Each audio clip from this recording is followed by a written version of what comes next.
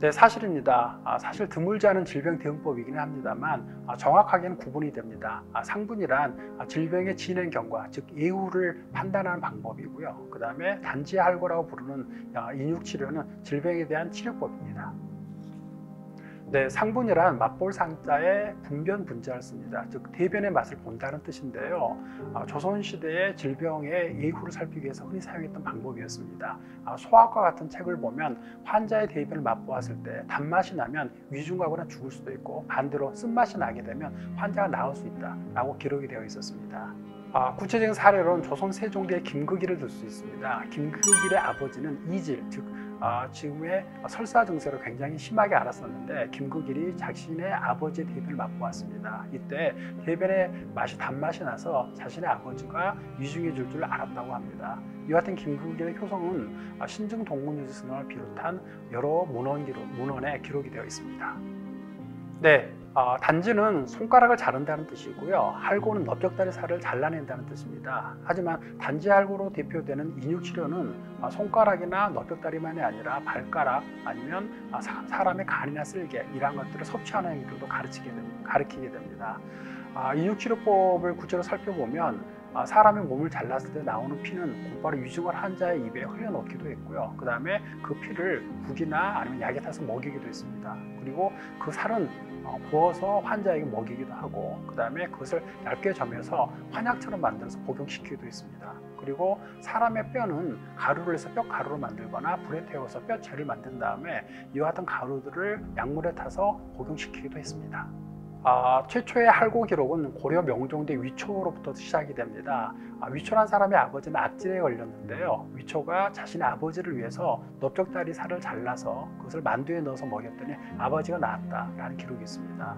한편 조선 태종대에는 춘계라는 여자가 있는데요. 16살을 먹은 처녀였던 춘계는 어머니의 악질에 걸렸을 때 다른 사람으로부터 사람의 뼈를 먹으면 나을 수 있다라는 말을 듣자 자기 자신의 손가락을 잘라서 가루내서 어머니에게 먹여서 낫게 했다고 하고 있습니다. 근데 이와 같은 단지와 할고와 주로 사용되는 것들은 불치병 혹은 난치병이었습니다. 예를 들면 정광병이나 간질이나 악질, 그 다음에 복병과 같은 그와 같은 위중한 질병들이었습니다.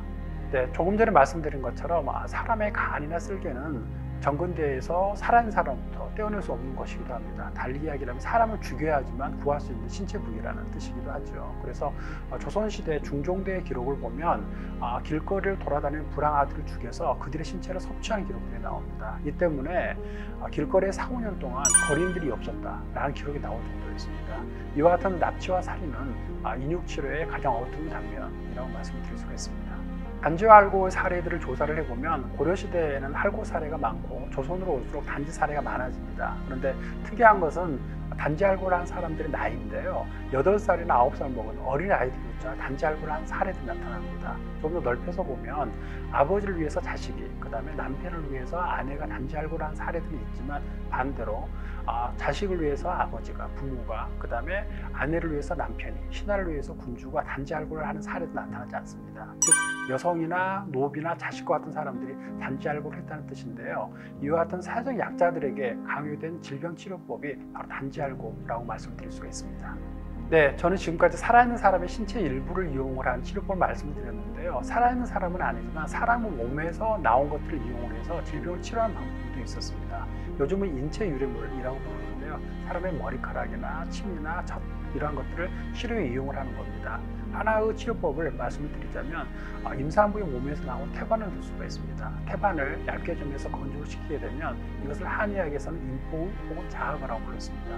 이와 같은 인포나 자학어는 사람의 심경을 안정시키는, 정신을 안정시키는 신경 안정 기능이 있다고 해서 널리 사용이 되었는데요. 특히 조선의 중종 경우에는 종기를 심하게 앓고 있을 때 신하들이 인포를 이용을 해서 치료를 했던 그런 기록들도 실록에 남아 있습니다. 정근대에서도 질병에 걸렸을 때는 주로 약재를 이용해서 치료했습니다. 하지만 방금 말씀드린 것처럼 사람의 인체를 이용한 독특한 질병 치료법들도 존재했었습니다. 오늘 내용을 설명한 저는 연세대학교 의사학과의 이경도입니다.